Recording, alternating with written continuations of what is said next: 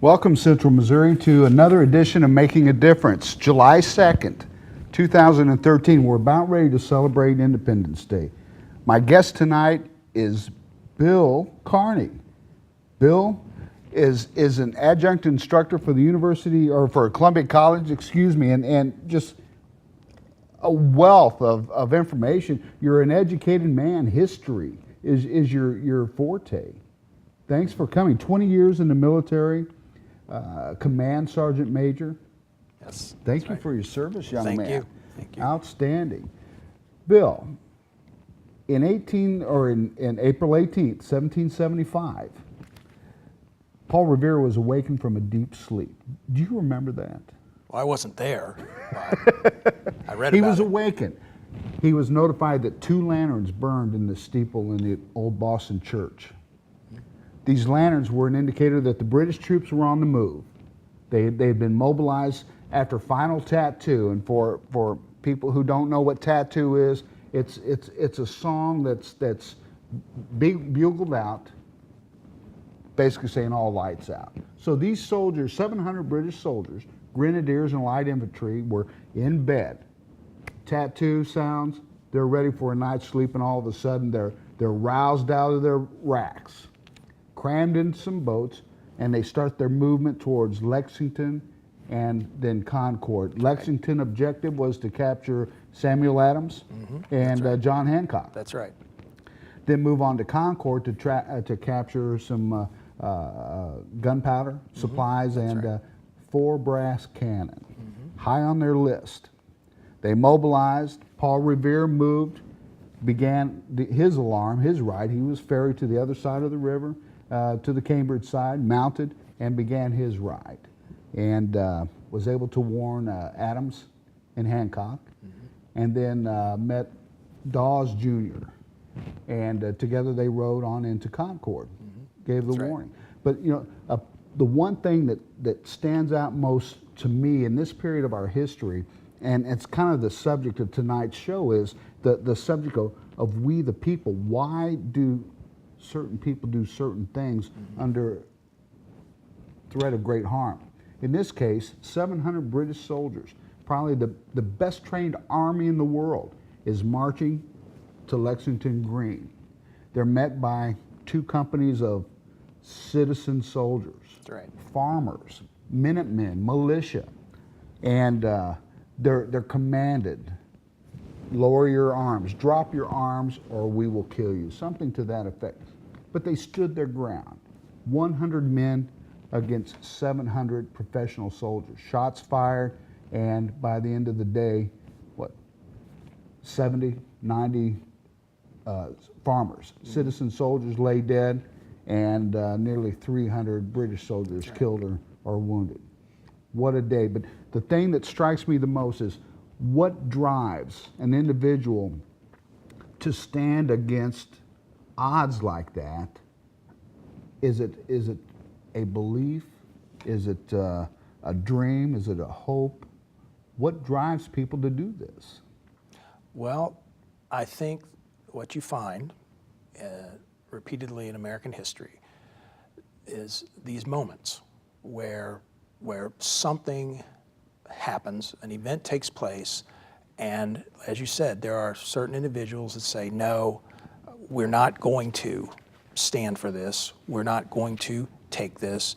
The march on Lexington and Concord has come after a number of events have taken place, primarily in that area, Boston area, in which the people of Boston have been subject to, of course, the Boston Massacre earlier. The Boston Tea Party has taken place. The British have come to the area in force because the colonists, various colonists, have put up a resistance. The British have found it's been far more troublesome to try to contain what they see as a potential insurrection. Not that they perhaps are thinking of this as a revolution, but they see a small group. For example, you referenced Samuel Adams and John Hancock and others. They see, from the British perspective, a small group of troublemakers that are creating these problems where the British can't collect the taxes they need to collect. They have these ongoing issues, that, like I said, the Boston Massacre, where the crowd erupted against the British and shots were fired and so on there. They, from the British perspective, if you can contain these troublemakers, then perhaps you put an end to this. Okay, and it's interesting because from the British perspective, many of the British officials don't really have a sense of the colonies. They've not ever really been there.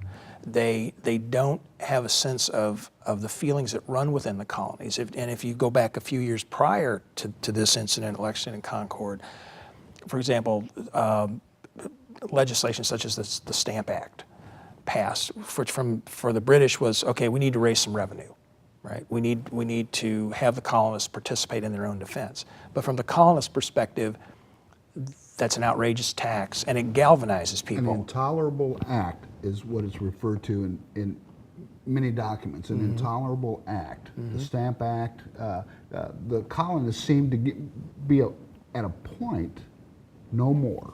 Well, no more. Some of them do, and that's the interesting context about we the people is how many people are we talking about? Who exactly is we the people? Who are we the people? That's right.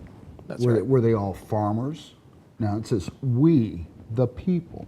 Were they aristocrats? Were they legislators? Were they governors? Who were we the people who made a decision to stand in front of 700 British soldiers on April 19th?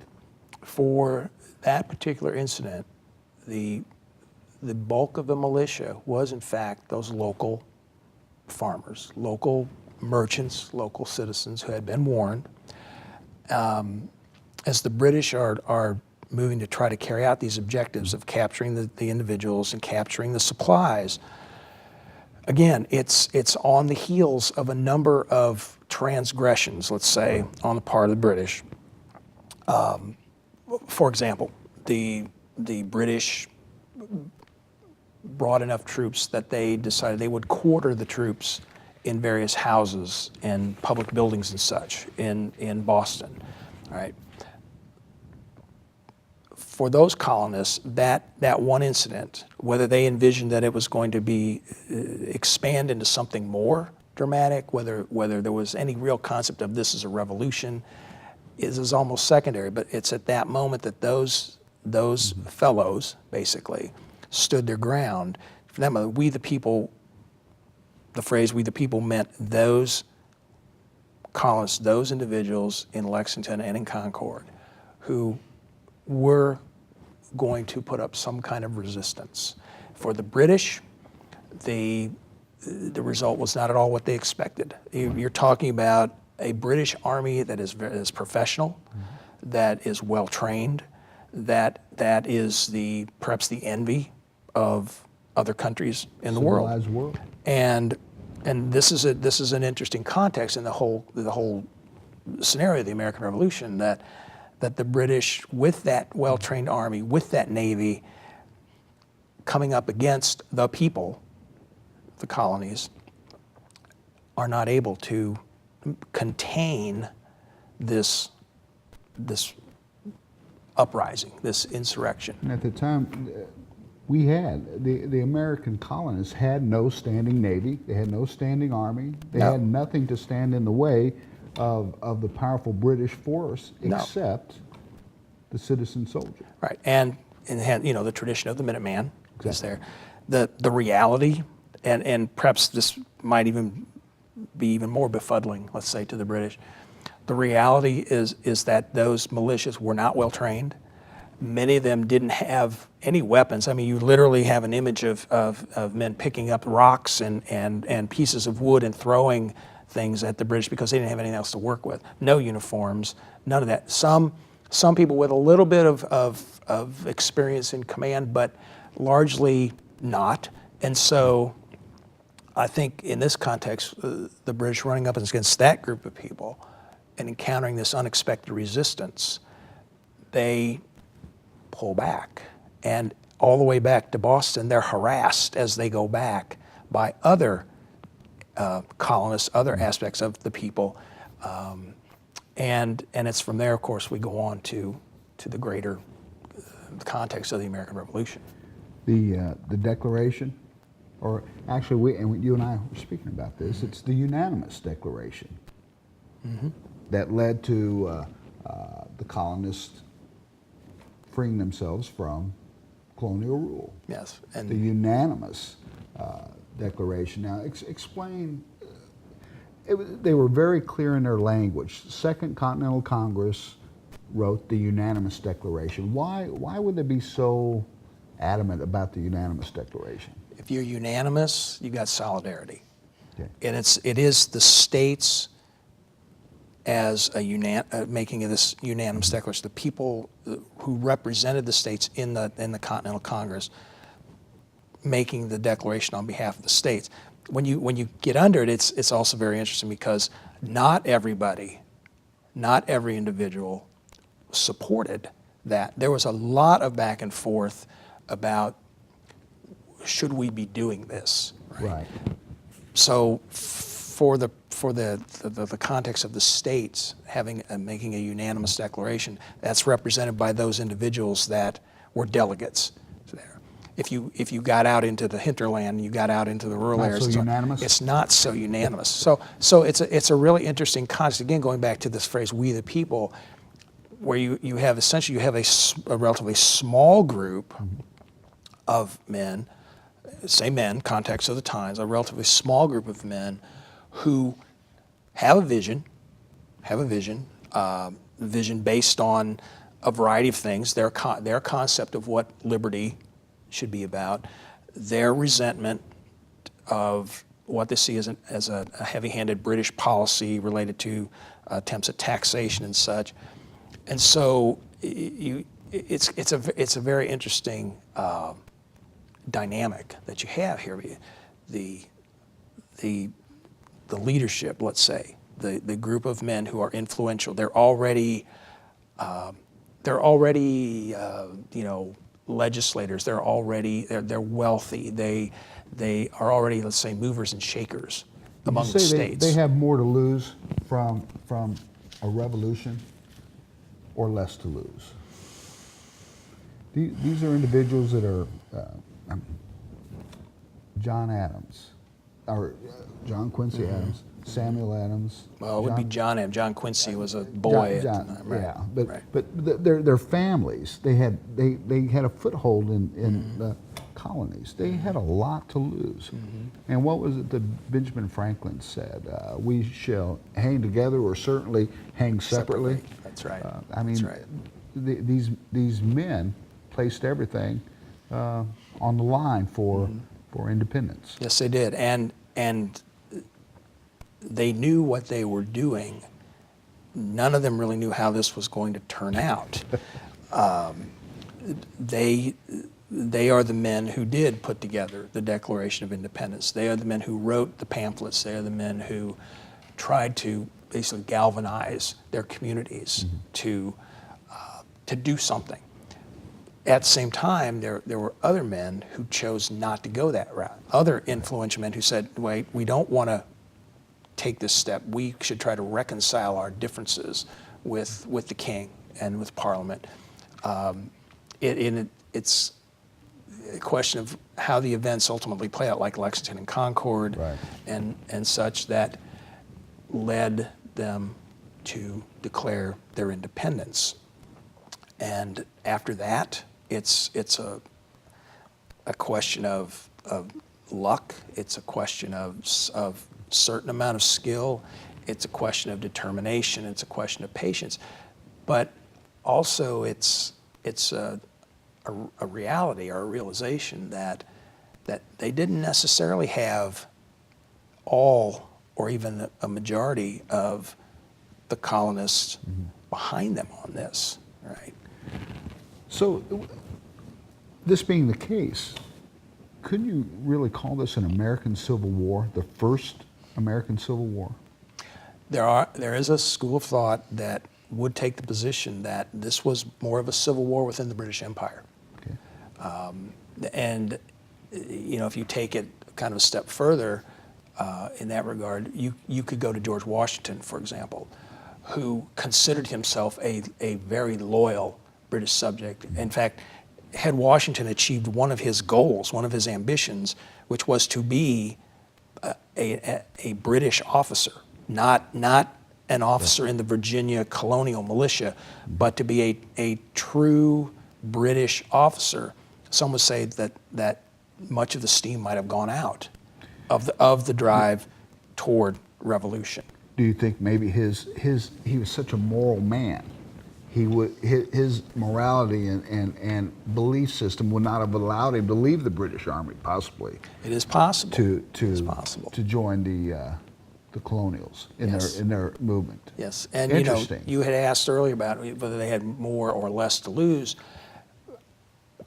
A certain view on there, and probably they might have felt they had more to lose by not making a revolution. Some of that rooted in economics, for example. The men such as Washington and Benjamin Franklin and others also had very concrete economic interests in that they wanted realized, and they saw some of the policies of the British government preventing that from happening. Okay.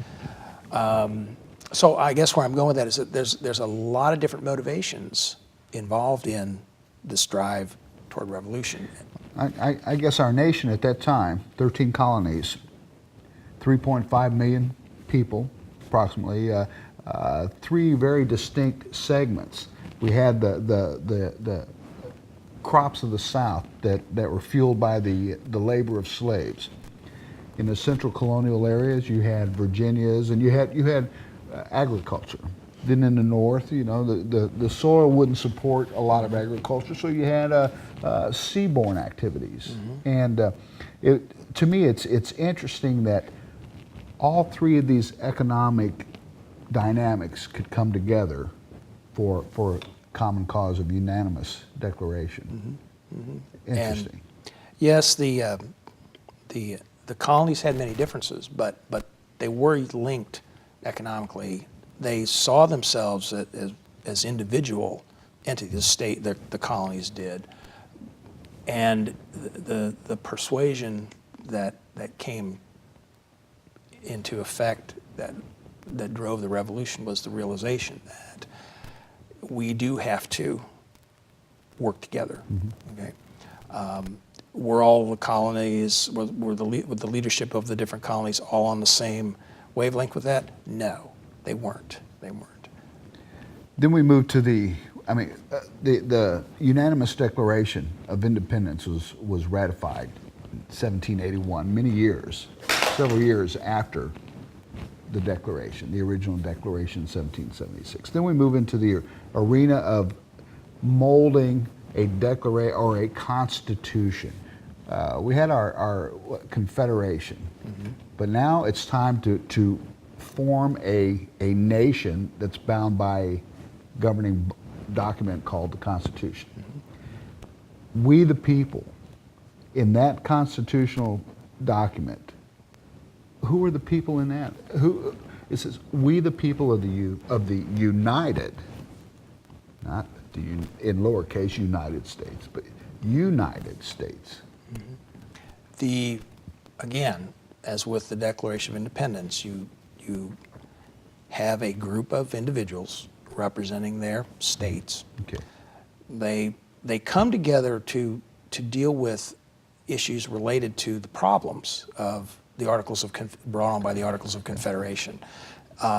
Each state almost an individual entity in its own right. Each state with its own power to tax, each state with its own power to print money. No common centralized linkage at all with what the central government could do. It can't raise an army. Right. And decisions had to be almost, not necessarily unanimous, but you had to have, say, 9 states. And each state only had 1 vote in any deliberation. So you weren't making a lot of progress. There were issues that were erupting between the different states, and so again, much of that same leadership, that group of influential men, determined that some kind of a meeting needed to be held to discuss what was originally to be revisions, let's say, or amendments to the Articles of Confederation. And it went on from there to blossom into an actual, in effect, we're going to hole up in this room and we're going to knock out a draft of a new government, and we're going to come up with something that unites these states more closely. The Constitution, you can see remnants of a lot of those intolerable acts in, well, not only in the Constitution, but also in the Declaration, unanimous Declaration. But there are a couple things, different articles. You know, you aren't going to house troops in my house anymore, and it's neat to see how those intolerable acts were dealt with in our Constitution today, and are still there. There have been amendments, but it's survived pretty well intact over many years. It's a phenomenal thing to think that a group of individuals had the foresight. Is it perfect? Well, that's another debate.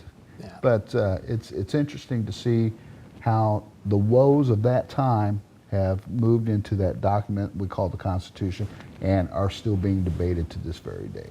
It's interesting. The entire Bill of Rights is, for the most part, the first 10 minutes, for the most part, are about reactions to the experiences that the colonists had when still under the rule of the British. I mentioned earlier the British housing troops in their homes. Well, you read in the Bill of Rights that you cannot quarter troops. Cannot quarter troops. And of course, obviously, the most interesting, perhaps, of the amendments would be the second one, the right to bear arms, and there's a variety of history to that. There's a history that obviously the militia is necessary because people recall the militia. And then the idea of the citizen soldier and the person who's there to step out and defend their community. Precursor to today's National Guards, state National Guards? It is direct precursor to the National Guard. The other strain of thought there relates to the individual, not the militia, but the individual, and the right to bear arms can go back to English law, in which for example, the aristocracy, for lack of a better word, could retain their rights to hunt, for example. There's also an interesting theory that's out there that the right to bear arms was put in the Constitution as part of the compromises to help the South, because the South conducted slave patrols, always on the lookout for runaway slaves, and they needed to keep their arms. So without stepping into the whole debate about what that means, those are historical connections as to the reasons why that amendment is in there. Okay, of course, the First Amendment is freedom of the press, freedom of speech. Again, the colonists react to the experiences they had with the British, in which censorship was invoked, and other amendments deal with things like trial by jury, and that again goes back to a point in which just prior to the Revolution, the British were not allowing British officials who committed some kind of transgression to be tried in their jurisdiction. They were picking them up and they were taking them back. to England. Yes, right. Yeah. So trial, jury of your peers, and that sort of thing. So yeah, there are lots of interesting historical connections to the reasons why those amendments exist. The whole document of the Constitution is a set of checks and balances designed to protect people against an overextension of federal authority, and yet at the same time, when you go back to that idea of we the people, the founders, as people like to call them, the founding fathers and such, had those ideas of liberty and freedom and rights to happiness and such, but there's a selectivity to that as well. You referenced earlier the slaves. The slaves were not considered part of that group of people entitled to rights. In fact, the founders themselves are, let's say, on record as having a general distrust of the people in general, as they often reference to them as the mob, And so what you see emerge in the Constitution is a representative form of government, a republic, not the pure democracy like you'd see in a town hall, but represent. I elect a representative who goes to Congress and speaks for me. The president is not elected directly by the people. The president is elected by virtue of the Electoral College. And so that's why you hear, well, they got the popular vote, but then there's the electoral vote. And that's why it's possible for a person to win the popular vote, not win the presidency because they didn't get the bulk of the electoral votes that they need. So they're the founding fathers. There's a lot of vision there, but they're also products of their time as well. In your opinion, you're a very educated man. In your opinion, we the people, what does that mean today? We the people today, I think, should mean, I'll tell you what I think it should mean. It means that everyone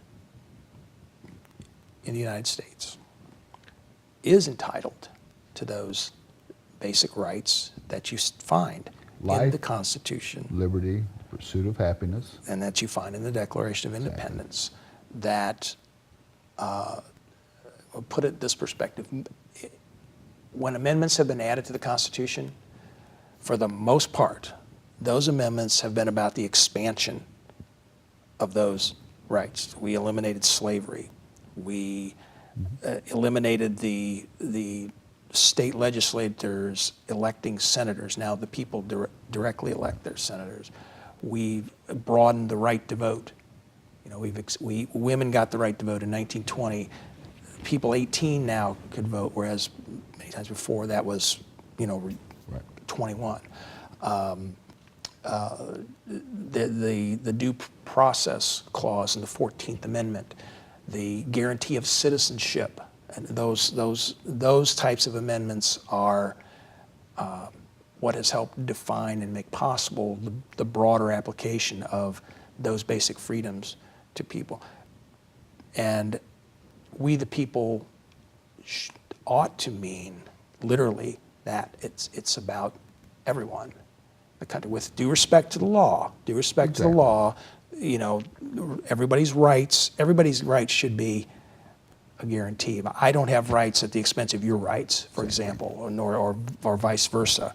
I don't have more rights because I happen to be from a certain background and you don't. All right. So this is my opinion on it. I don't know that is always kept sight of sometimes. How important is the vote to you and our exercise as we the people in our government? Voting is extremely important. To be in another country where people do not have that right. Isn't it amazing? And I don't know, I don't know what that's like. I don't know what that's like. You have the right to vote, cast your vote. The essence of a democratic society is the exchange of opinion in a reasonable manner, right? The people of the country should not lose sight of the rights they have, and voting is one of those very important rights. I see that as one of the greatest gifts that our founding fathers gave us is that vote, that whole concept of we the people electing our representatives. And that is a hard-won freedom. That right to vote at the beginning of the country's history in independence was very, very restrictive. Mm-hmm. Basically, white guys that owned property could vote, maybe, depending on where they lived. Women were excluded, slaves were excluded, Native Americans were not considered citizens, and so forth. So when you look at the country's history, one of those great themes about this country's history is how the expansion of the vote came to be, how the definition of freedom continues to expand as we move forward. What a gift. We need to exercise it more. But here's my final thought for you. Every 4 years, we basically change a government, and we do it without bloodshed. That is a phenomenal thing, considering what we're seeing in Egypt and other parts of the world today. That has to be a phenomenal act. Your thoughts? Well, it is a phenomenal act. It was phenomenal from the first time an incumbent, John Adams, lost to a challenger, Thomas Jefferson, and John went home. He got mad and he didn't go to Jefferson's inaugural, but he went home. There was no riot in the street. It strengthened in the Civil War. The country preserved itself. The country stayed intact. The elections, no elections were postponed. No candidates were denied the right to vote, unless they're in the areas of rebellion, and that different issue. But parties have been created and parties have fallen by the wayside. In the Great Depression, it's to me, one of the most interesting focal points of this country's history, if you compare it to other countries, is 1932. Okay. In 1932, two industrially strong countries held elections. In the midst of a depression, both countries suffering. One country got Hitler and one country got Franklin Roosevelt. And we know what happened. Only a historian would remind us of things like that. Outstanding. Listen, thank you so much for your time. Well, this has thank been you. a great gift to me and our viewers. Ladies and gentlemen, celebrate the 4th of July. Have fun with family and friends, and God bless.